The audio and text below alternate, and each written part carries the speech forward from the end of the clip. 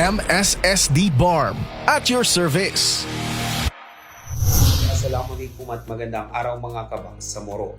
Kasunod ng naganap na armadong engkwentro at pagsabog sa mga bayan ng Sharif Agwak, Dato Paglas at Bandag sa lalawigan ng Maguindanao del Sur noong May 10, 2025, agad na nagatid ng relief assistance ang Ministry of Social Services and Development o MSSD sa 1,488 na pamilyang lumikas noong May 13, 2025.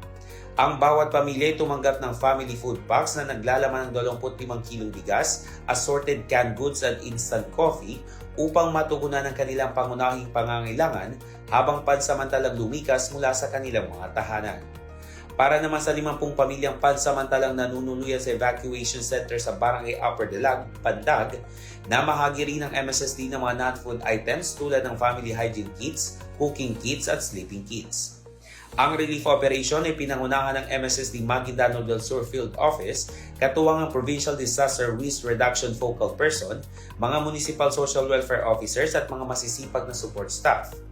Mahigpit ding nakipag-ugnayan ng MSSD sa mga local government units at community leaders upang matiyak ang mabilis at maayos na pamamahagi ng tulong.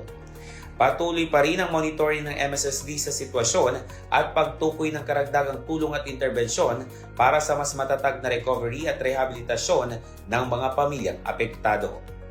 Ang inisyatibang ito ay bahagi ng mas malawak na mandato ng MSSD na magbigay ng humanitarian response at proteksyong panlipunan sa mga pinakanangangailangan sa rehiyon ng Bangsamoro, lalo na sa mga panahon ng kaguluhan at emergency. At yan ang ating update sa ngalan ng MSSD Regional Communications Team. Ako po si Aljabar Imusa ng Bangsamoro Muna, MSSD at your service. MSSD BARM at your service.